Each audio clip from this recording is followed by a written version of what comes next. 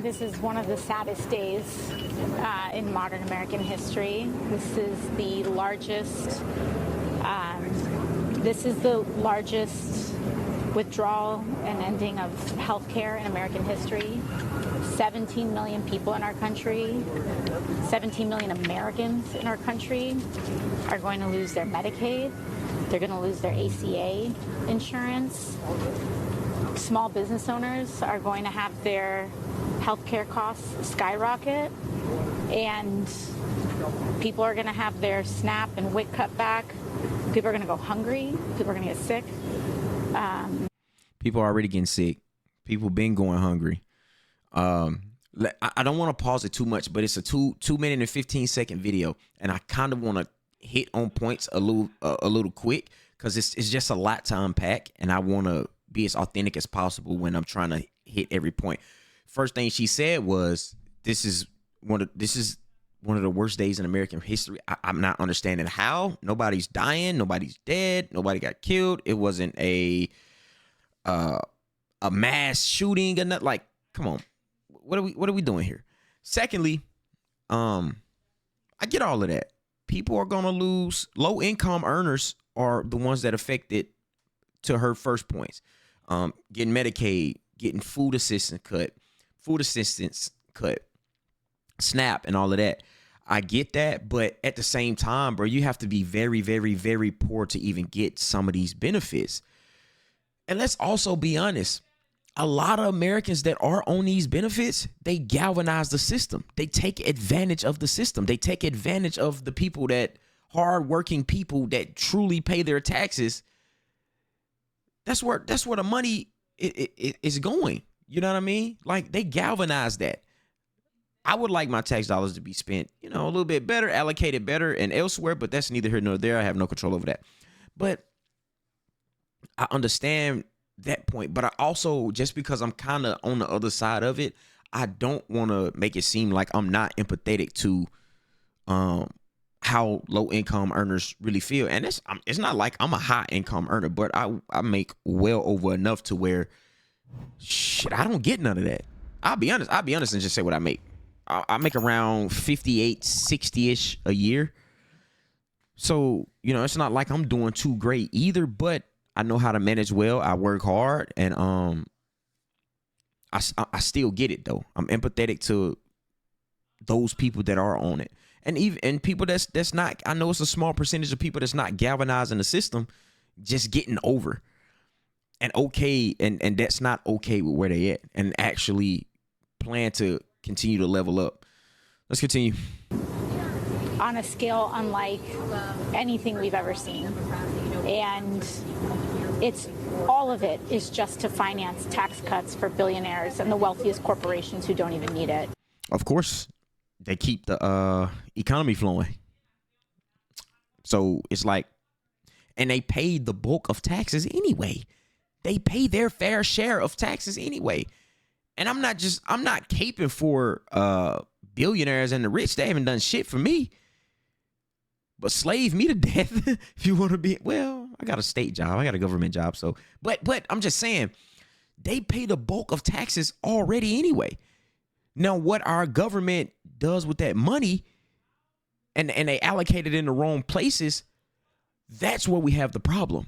It's not the billionaires' fault that the government mismanages the money. That's not their fault.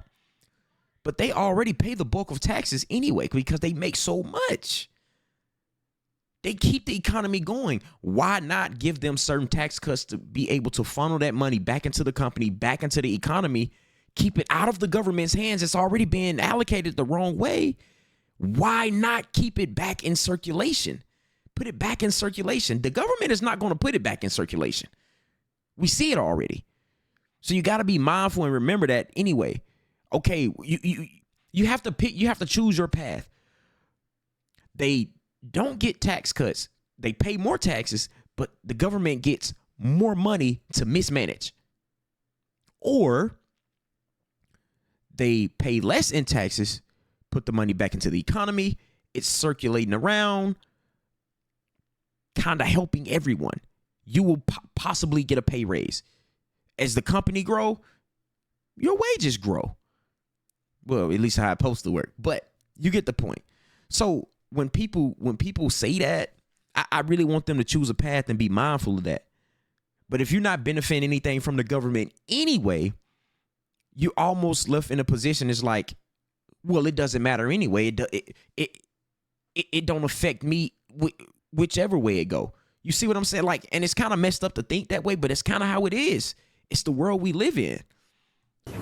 I don't think I don't think we have ever seen or are prepared for how catastrophic this is set to be for a lot of people. And I think it's devastating. And they're talking about this as though it's some tax cut. Even the stuff that they're talking about, taxes on tips, no tax on tips, that's only for people, that's only up to $25,000. And if you're making less than that, you're already kind of exempt from a lot of these things in the first place. So they're giving people crumbs. That's true. I mean, that's true. She's right. She's right on that point. But there's still a benefit. There's still a benefit, and at least it's a benefit to the middle class. Because let's be honest, the middle class was already getting pushed out anyway. At least let us get a small. Well, I don't even consider myself middle class. I'm not gonna lie, but at least let them get a small benefit. Like, we have to crawl before we walk. It's a gradual process on getting to where we would be happy being. You know what I mean? Let the middle class get their small benefit. Shit, because they've been getting pushed out. And they're taking away the whole loaf, and it's just a genuinely really sad day for our country. What about shit? A win is a win, bro. Small or big, a win is a win, especially for the middle class. Leader Jeffrey's final message, looking ahead to 2026, 2028? Well, you know, to Leader Jeffries' message, he's right. The best thing that we can do right now is press on. And in order for us to salvage what we have and to build through, we have to chart a new course and a new path to our future. And we have to make sure that there are consequences. If you're on Medicaid, if you're on ACA, if you are on Medicare and rely on Medicaid to help with your long-term care, there has to be consequences to these votes. And we have to decide if this is just a joke or just for TV or... This is not a joke. This is real life. This is not for TV. This is real life. But anyway, our healthcare system has always been shit. It's been shitty anyway. That we just have to deal with that. We are not going to have better healthcare than what we have now. It's over with. Our government mismanages our tax dollars way too often. They've shown since the beginning of time in this country that they will continue to mismanage tax dollars. And it's just what we have to deal with. So any win, we have to take that. And the things that we can't even control, the things that don't even reach us, we kind of can't even worry about it because we're just preaching to the choir at this point. Like, you got to take your small wins where you can get them. That's just what it is, man. It sucks, but that's just what it is.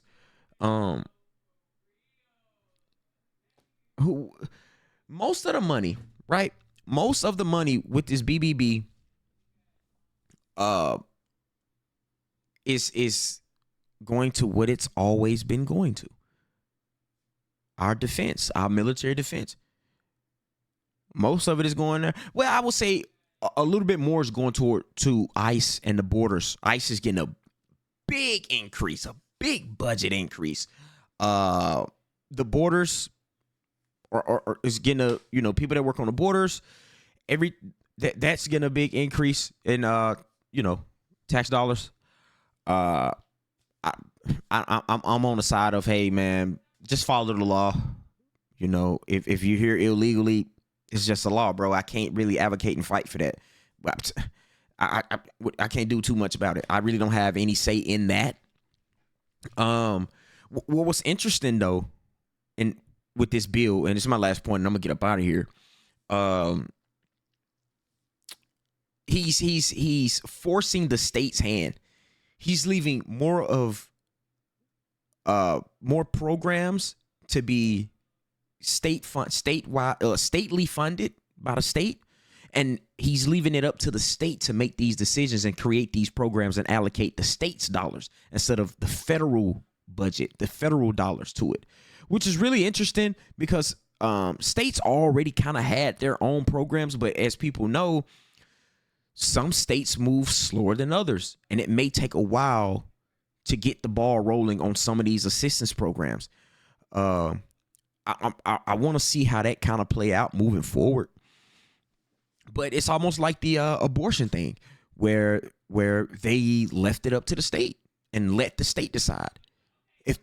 So if you live in a poor state, like a lot of these deep South states, Mississippi, Alabama, Louisiana, Arkansas, you could possibly throw in Oklahoma, definitely New Mexico, even though it's not a deep South state, or Oklahoma, but those are some of the poorest states. They will have a hard time trying to create those programs and putting money towards these programs, these assistance programs. See, a lot of people is going to blame Trump and the federal government for that, but they would then have to blame the state because it's up to the state to do that now. And if the state does that and have to allocate more dollars and the bulk of their budget towards these programs now, what is that going to do? Take more money out of these government officials' pockets. We know they not going to do that. They don't want to do that. So for me, it's real interesting to see how this bill, big beautiful bill, the BBB, how it's going to play out. Let me know what you guys think in the comments below. I just think it's real interesting to look at, think about, talk about.